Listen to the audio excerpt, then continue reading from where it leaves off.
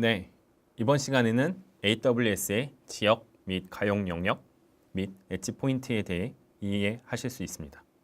그리고 AWS의 컴퓨트 서비스에 대한 개념과 장애에 대한 디자인을 이해하실 수 있습니다.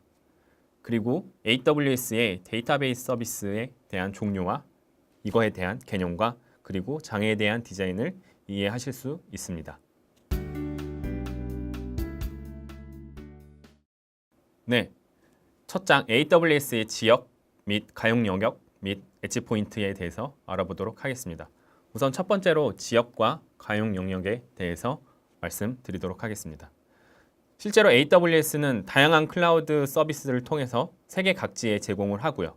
그리고 지리적인 위치를 바탕으로 지역이라고, 리즌이라고 하는 것들을 구성하게 됩니다.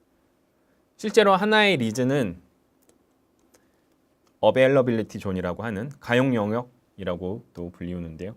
가용 영역이라고 불리우는 물리적으로 격리된 데이터 센터들의 집합이며 가용 영역 안에서는 인스턴스와 혹은 데이터들을 배치하여 저장 그리고 구성할 수 있도록 지원하고 있습니다. 그래서 실제로 하나의 예를 들었을 때 서울에 리즌이 있고요. 서울 리즌 안에는 복수개의 에이지가 존재하게 됩니다. 하나의 에이지는 물리적으로 격리된 데이터 센터의 집합이라고 볼 수가 있고요. 하나 이상의 데이터 센터의 집합이라고 말하고 있습니다.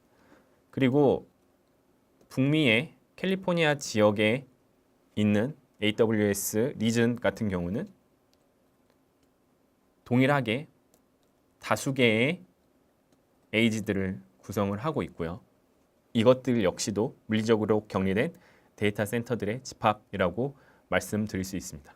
이런 에이지 간에 물리적으로 격리된 데이터 센터의 집합들 간에는 사설 통신으로 AWS에서 구성한 전용선을 통해서 서로 간에 높은 네트워크 환경을 제공하고 있고요. 서울 역시도 서로 간의 데이터 센터들의 전용선을 통해서 낮은 레이턴시를 보장하고 있습니다. 그래서 AWS에서는 이렇게 지역과 가용 영역이 존재하고 있습니다. 실제로 지역에 대해서 더 자세하게 말씀드리도록 하겠습니다. 현재 AWS에서는 10개 이상 지리적인 곳에 클라우드 서비스를 제공을 하고 있으며 특히 미국 서부, 미국 동부, 유럽, 남미, 중앙아시아, 극동아시아 및 호주 등의 리즌이 위치하고 있습니다.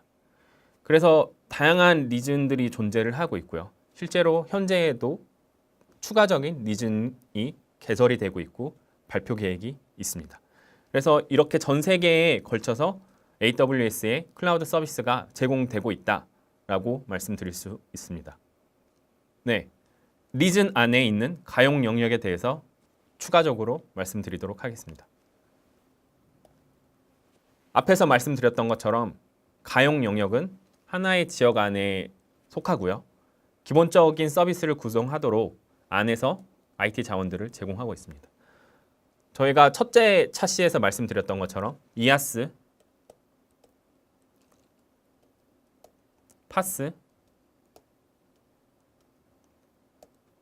사스 등이 있는데 이런 클라우드 컴퓨팅 환경들, IT 자원들을 하나의 가용 영역 위에서 제공하고 있습니다. 실제로 사용자가 직접 가용 영역을 선택할 수가 있고요. 그리고 여러 개의 가용 영역에 복수 개의 인스턴스들을 배치하여서 서비스의 가용성 그리고 내결함성을 높입니다. 특히 높은 가용성을 위해서는 하나의 지역 안에 다수의 에이지가 존재하기 때문에 에이지를 분산시켜서 서비스를 구성을 하거나 혹은 인스턴스들을 구성을 하는 방식을 택하고요. 그리고 말씀드렸던 것처럼 가용 영역 안에 사설 네트워크가 서로 간에 연동이 되어 있기 때문에 낮은 네트워크 응답 시간을 보장하고 있습니다. 그림으로 표현을 했을 때는 하나의 에이지 안에, 가용 영역 안에 데이터 센터들이 복수개로 존재를 하게 되고요. 실제적으로 물리적으로 격리된 데이터 센터라고 말씀드릴 수 있습니다. 하나 이상의 데이터 센터들의 묶음이라고 말씀드릴 수가 있고요. 이 데이터 센터들 간에는 사설 네트워크를 통신을 하는 구성이고 얘네들 간의 데이터 연동은 낮은 네트워크 응답 시간을 보장한다라고 말씀드릴 수 있습니다. 네, AWS의 지역 가용 영역 및 엣지 중에서 엣지에 대해서 말씀드리도록 하겠습니다. 엣지란 실제로 컨텐츠를 전송하는 네트워크라고 불리우는 CDN이라고 불리우는 하나의 서비스고요. 웹사이트라던가 API, 콘텐츠 동영상 또는 기타 스태틱 파일들을 전송하는 혹은 가속화하는 서비스라고 볼 수 있습니다. 이 엣지 서비스를 통해서 우리는 HTTP 또는 HTTPS 프로토콜을 사용해서 콘텐츠를 다운로드하거나 혹은 RTMP 프로토콜을 통해서 콘텐츠를 스트리밍하여 배포할 수 있게끔 지원하고 있습니다. 그래서 엣지라고 했을 때는 CDN이라고도 또 달리 불리우는데요. 콘텐츠 전송 네트워크 이라고 불리우는데 콘텐츠 전송 네트워크에서는 오리진 서버가 있고 엣지 포인트가 존재하게 됩니다. 흔히 이제 오리진 서버라고 하는 것들은 실제로 저장이 되고 운영이 되는 하나의 중앙에 있는 서버라고 보시면 되고요.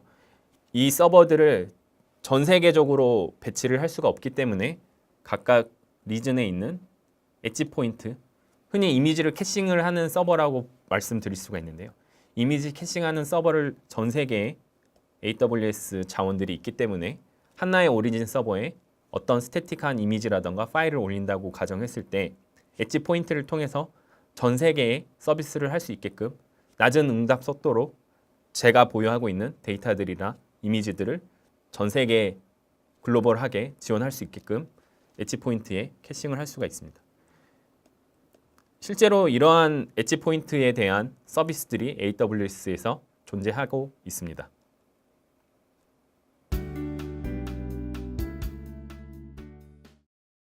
네, AWS 컴퓨팅 서비스에 대해서 알아보도록 하겠습니다.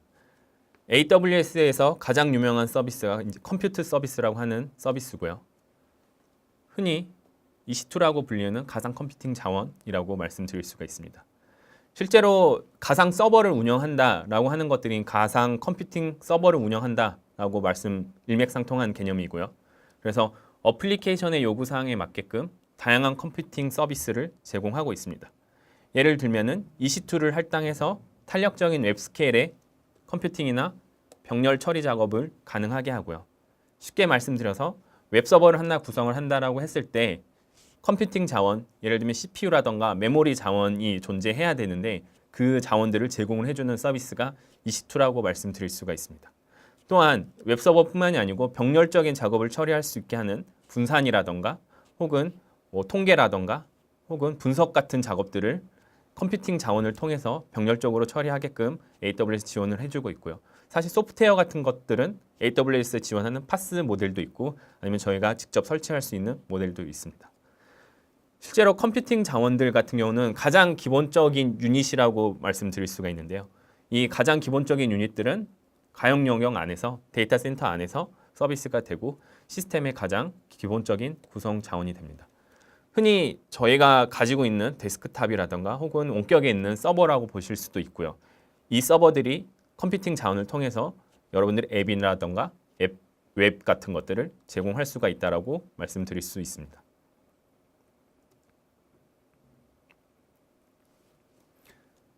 네, 그래서 EC2에 대해서 좀 더 상세하게 알아보도록 하겠습니다. 말씀드렸던 것처럼 EC2는 AWS에서 가장 기본이 되는 로우 레벨 빌딩 블록, 앞에 차수에서 말씀드렸던 AWS 안에서는 빌딩 블록이 여러 개가 존재하게 되는데 가장 기본적인 로우 레벨에 있는 빌딩 블록 중에서 컴퓨팅 서비스가 있다라고 말씀드렸고요. 이 컴퓨팅 서비스가 EC2 인스턴스가 되고 EC2 서비스가 된다라고 말씀드릴 수 있습니다. 그래서 EC2를 통해서 원하는 만큼 가상 서버를 구축하고 보안 및 네트워크 구성과 스토리지 관리가 추가적으로 가능하다라고 말씀드릴 수 있습니다. EC2가 에이지 안에 이렇게 존재를 하고 있고요. 실제로 가상 서버이기 때문에 이 서버가 OS, 예를 들면 윈도우라던가 리눅스 혹은 FreeBSD 같은 OS가 올라오게 되는데 이런 OS를 제공해주는 녀석은 EC2에 연결되어 있는 AMI라고 하는 아마존 머신 이미지라고 말씀드릴 수가 있습니다. 그래서 실제로 이 AMI를 통해서 EC2 인스턴스들을 배포할 수가 있고요. CPU 자원들 혹은 메모리 자원들을 저희가 원하는 스펙대로 산정하여서 서버를 구성을 할 수가 있습니다. 이런 것들을 통해서 저희가 웹 스케일의 서비스를 만들 수가 있고요. 그리고 병렬적인 작업을 처리할 수 있도록 분석이라던가 혹은 뭐 통계를 내는 작업들을 추가적으로 수행을 할 수가 있습니다. 네, AWS 컴퓨팅 서비스 중에서 EC2에 대한 구성 요소에 대해서 자세하게 알아보도록 하겠습니다. 첫 번째, EC2 인스턴스란 실제로 인스턴스라고도 불리우고요. 가상 컴퓨팅 환경이라고 불리우는 컴포넌트입니다. 이 인스턴스는 실제로 OS 이미지 같은 혹은 스냅샷 이미지라던가 템플릿들이 있게 되고요. 이게 아마존 머신 이미지라고 불리우는 컴포넌트가 이것들을 대체한다라고 볼 수 있습니다. 실제로 저희가 데스크탑에 어떤 것들을 OS를 설치한다라고 했을 때 OS 기본 설치 이미지가 필요하고요. 그 이미지가 실제로 아마존에서는 AMI라고 불리우는 머신 이미지라고 보실 수 있습니다. 그래서 인스턴스에 필요한 OS와 소프트웨어가 구성된 템플릿, 골드 이미지라고 말씀드릴 수 있습니다. 그 다음에 세 번째 인스턴스 타입이라고 있는데 가상 서버의 CPU 타입이라던가 메모리 사이즈와 같은 용량을 결정하는 구성 요소라고 볼 수 있습니다. 실제로 여러분 데스크탑들을 구성을 하실 때 역시도 CPU 자원이라던가 메모리 사이즈 용량을 첫 번째로 고민하셔야 되고요. EC2 인스턴스를 구성하실 때 역시도 인스턴스 타입이 첫 번째로 고려돼야 될 구성 요소입니다. 네 번째 일라스틱 IP라고 불리우는 IP, 공인 IP 구성 요소입니다.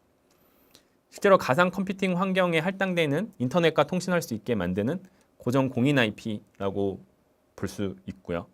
실제로 여러분들이 EC2 인스턴스를 AWS에서 생성을 하신다라고 했을 때는 뭐 아래에 나오겠지만 VPC 위에 AWS EC2 인스턴스가 사설 IP 형태로 올라오게 됩니다.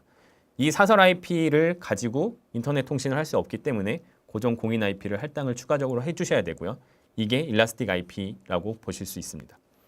마지막으로 이제 VPC라고 불리우는 네트워크 토폴로지를 정의한 묶음이라고 볼 수 있습니다. 가상 컴퓨팅 서버가 속하는 독립적인 네트워크 블록이라고 보실 수가 있고요. VPC 안에서는 저희가 추가적으로 설정할 수 있는 뭐 서브넷이라던가 라우팅이라던가 IP 레인지라던가 다양한 네트워크 토폴로지를 저희가 커스텀하게 정할 수가 있습니다. 이것들을 바탕으로 VPC 위에 EC2 인스턴스가 올라올 수가 있고요. 네트워크 레벨에서 그 위에 일라스틱 IP를 가지고 공인 IP를 가지고 인터넷과 통신한다라고 보실 수 있습니다. 네, AWS에서 컴퓨팅 서비스 중에서 EC2 인스턴스도 있고요. 그 다음에 서벌리스한 컴퓨팅 자원인 람다라고 하는 컴퓨팅 서비스가 존재하고 있습니다. 특히 람다는 이벤트에 응답하여 코드를 실행하고 자동으로 기본 컴퓨팅 리소스를 관리하는 서버 없는 서벌리스한 컴퓨팅 서비스라고 말씀드릴 수가 있습니다.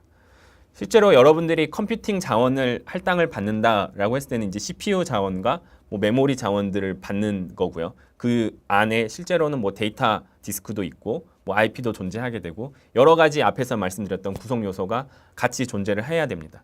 하지만 저희가 원하는 것들은 뭐 CPU에 대한 CPU 프로세싱을 하기 위한 자원이라고만 활용을 했을 때 판단했을 때 람다가 좀 적합할 수도 있고요. 그래서 람다 같은 경우는 백엔드 서버와 운영 체제를 AWS 유지 관리해 주면서 용량 프로비저닝 혹은 오토 스케일링 혹은 코드 및 보안 배치 배포 그 다음에 모니터링 같은 로깅 등 컴퓨팅 리소스 자원들을 AWS에서 수행해 주게 됩니다. 흔히 앞에서 말씀드렸던 것처럼 인프라스트럭처 레이어 책임 분담 모델이 있었고 앱스트랙티드 된 책임 분담 모델이 있었는데 EC2 같은 경우는 인프라스트럭처 책임 모델이 존재하게 되고요. 람다 같은 경우는 해당 플랫폼을 저희가 빌려 쓰는 구조이기 때문에 앱스트랙티드 된 추상화된 서비스 자원 모델이라고 말씀드릴 수가 있습니다. 그래서 실제로 여러분들이 람다를 활용을 했을 때는 EC2 인스턴스와 비슷하게 컴퓨팅 자원을 쓸 수는 있지만 서버가 필요 없이 여러분들의 코드만 올리면은 컴퓨팅 자원들을 활용해서 AWS가 직접 운영해주고 서버 운영체제, 그 다음에 소프트웨어 같은 것들을 우리가 특별히 할 필요가 없이 AWS에서 관리해주는 작업을 수행해준다라고 볼 수 있습니다. 그래서 하나의 데이터가 저희가 코드를 올렸을 때 CPU 베이스의 작업들, 예를 들면은 이미지가 올라왔는데 이것들을 썸네일을 만들어주기 위해 변환을 하는 작업이 람다를 통해서 수행한다라고 봤을 때는 그 이미지 프로세싱을 하는 뭐 스크립팅 혹은 뭐 파이썬 스크립팅 혹은 자바 스크립팅을 통해서 데이터를 올리게 되면은 이제 배치하는 영역에서 얘네들을 데이터를 수집을 해서 이 돌릴 수 있게끔 잡을 설정을 하고요. 그것들을 보여줄 수 있게끔 모니터링으로 제공도 해주고요.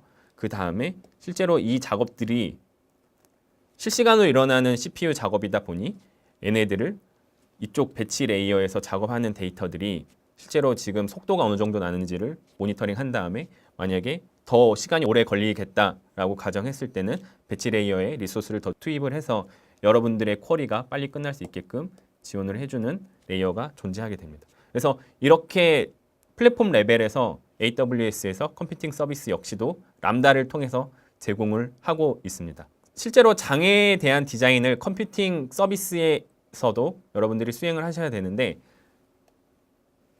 특히 컴퓨팅 서비스 같은 경우는 여러분들 서비스의 가장 기본이 되는 구성 요소이기 때문에 특히 웹이라던가 와스라던가 혹은 데이터베이스를 올릴 수도 있는 컴포넌트이기 때문에 확장성에 대해서 장애에 대해서 디자인을 하셔야 됩니다. 첫 번째, 확장성. 실제로 AWS에서는 멀티 에이지 단위로 확장이 가능하고요. 이것들 역시 오토 스케일링을 통해서 요구되는 트래픽을 수용하실 수가 있습니다.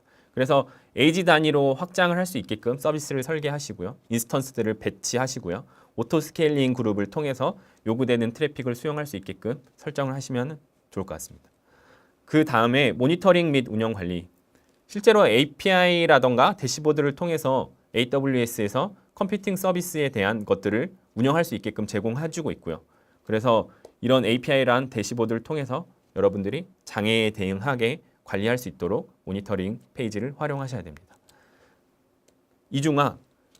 실제로 컴퓨팅 서비스에 여러분들이 뭐 데이터베이스를 올릴 수도 있는데 데이터베이스를 올렸을 때라고 가정했을 때 여러 에이지의 데이터베이스를 마스터 슬레이브 형태로 구성을 하셔서 SPOF를 제거하는 이중화 구성을 해주셔야 됩니다.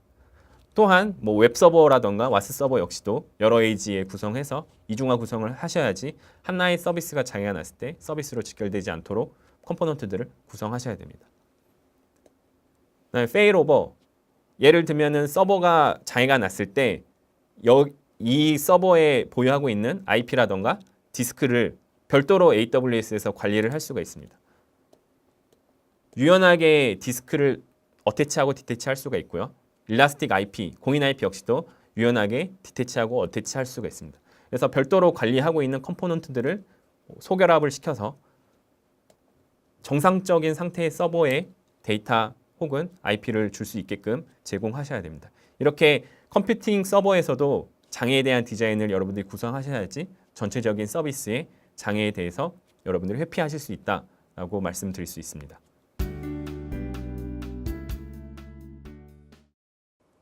네, AWS 데이터베이스에 대해서 살펴보도록 하겠습니다. AWS 데이터베이스 서비스는 크게 관계형 데이터베이스 그리고 비관계형 데이터베이스로 나누게 됩니다.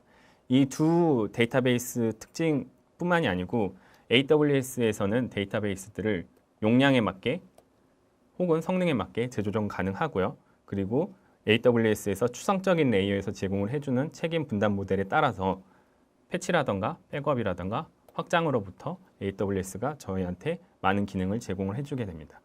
이렇게 관리 소모적인 작업들, 시간 소모적인 관리 작업들이 AWS에서 대신 해주기 때문에 저희는 보다 더 많은 리소스를 저희가 구성하고 있는 웹서버라던가 어플리케이션 그런 포커스에 맞춰서 설계를 할 수가 있고요.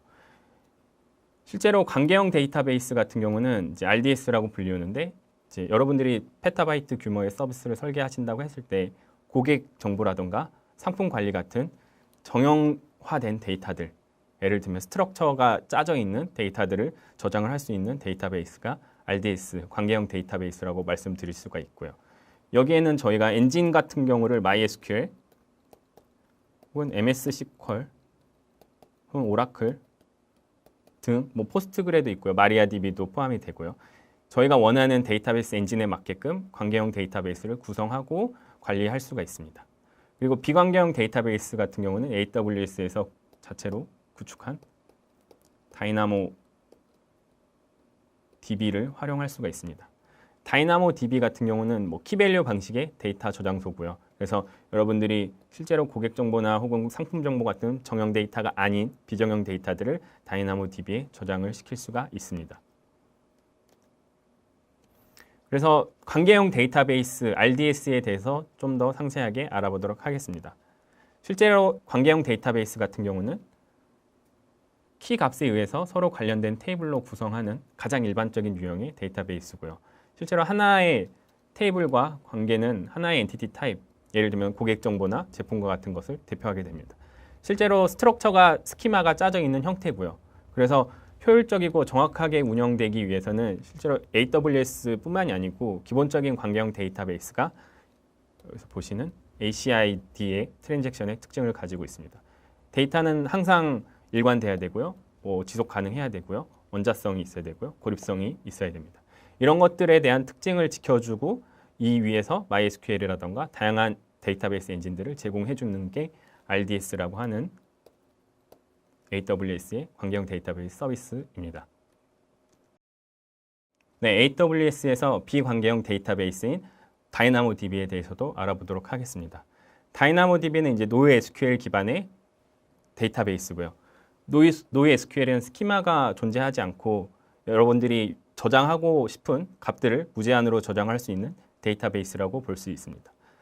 당연히 고유하게 식별하는 키는 있어야 되고요. 키가 아닌 값들에 대해서는 제한이 없습니다. 여러분들이 웹베이스, 웹스케일의 환경에서 다양한 데이터들이 들어올 수가 있는데 예를 들면 고객 정보나 상품 정보를 제외하고 다른 저희가 생각지 못한 정보들이 들어올 수가 있는데 추후에 분석을 위해서 이런 정보를 활용을 하셔야 되고 데이터베이스화 시켜서 저장을 해야 된다라고 했을 때는 NoSQL, 다이나모DB가 적합하고요. 다이나모DB는 특히 제이슨 문서와 같은 다른 문서 형태로 저장도 가능하시고요.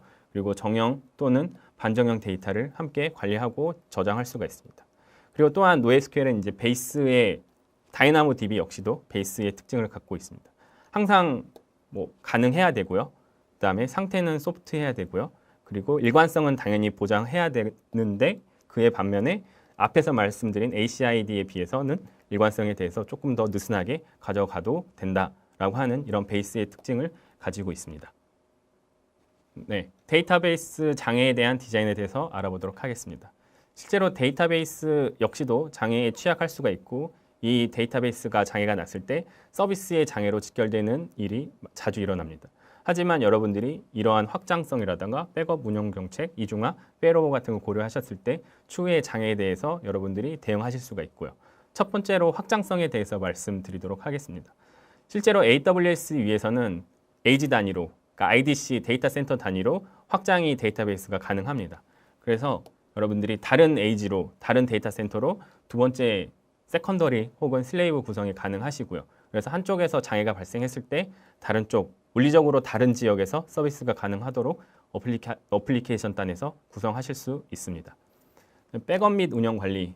실제로 데이터베이스를 운영하시기 위해서는 다양한 모니터링 툴이나 다양한 툴들이 필요합니다. 하지만 AWS에서는 관계형 데이터베이스, 비관계형 데이터베이스를 가리지 않고 API라던가 대시보드를 손쉽게 관리할 수 있도록 제공해주고 있습니다.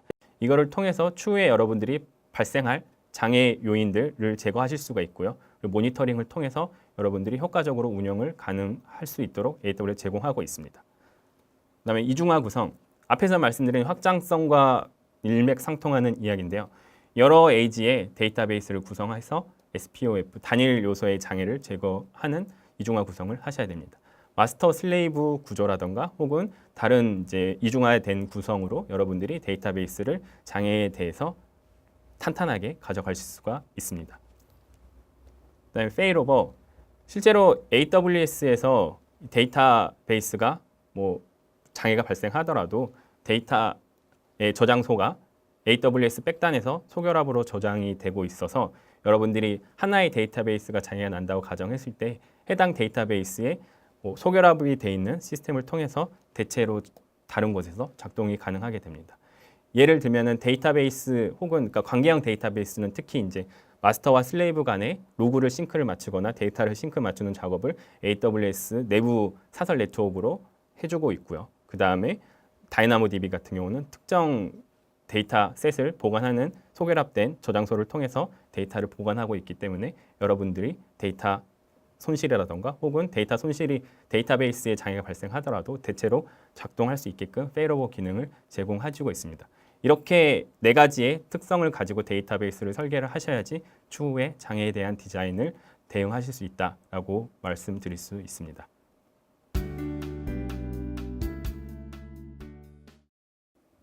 네, 지금까지 장애에 대한 디자인 중에서 AWS의 지역 가용 영역, 그리고 컴퓨팅 서비스, 그 다음에 데이터베이스 서비스에 대해서 알아보았습니다. 첫 번째로 말씀드렸던 AWS의 지역 가용 영역 및 엣지 포인트 같은 경우는 우리가 서비스를 구성할 때 첫 번째로 물리적으로 장애를 방지하기 위해서 이중화 구성이라던가 SPOF를 제거할 수 있도록 제공해주는 가장 기본적인 인프라스트럭처 단위, 리즌 혹은 어베일러빌리티 존, 가용 영역이라고 불리우는 물리적으로 격리된 데이터 센터들의 영역이고요. 이 가용 영역에서는 인스턴스들 혹은 데이터들을 이중화 구성할 수 있도록 지원하고 있습니다. 두 번째로 AWS 컴퓨팅 서비스에 대해서도 알아보았는데요. 컴퓨팅 서비스들은 이제 AG 안에서 서비스가 되는 시스템의 가장 기본적인 구성 자원이고요. 저희가 원하는 대로 원하는 만큼 탄력적으로 가상 서버를 사용 가능하며 특히 보안 및 네트워크를 저희가 직접 구성을 하고 모니터링까지 설정하여서 추후에 발생되는 장애의 발생 요소들을 회피할 수가 있습니다. 마지막으로 AWS의 데이터베이스 서비스에 대해서 알아보았는데요. AWS에서도 혹은 다른 클라우드 프로바이더들 역시 데이터베이스를 용량과 성능에 맞게끔 조정 가능하게끔 지원해주고요. 시간 소모적인 관리 작업, 백업이란 패치라던가 이중화 구성, 확장 등과 같은 것들을 저희가 직접 구성하는 게 아니고 풀리 관리를 해주기 때문에 저희가 충분히 사용만 하면은 자유롭게 서비스들을 구성하실 수 있다라고 말씀드릴 수 있습니다.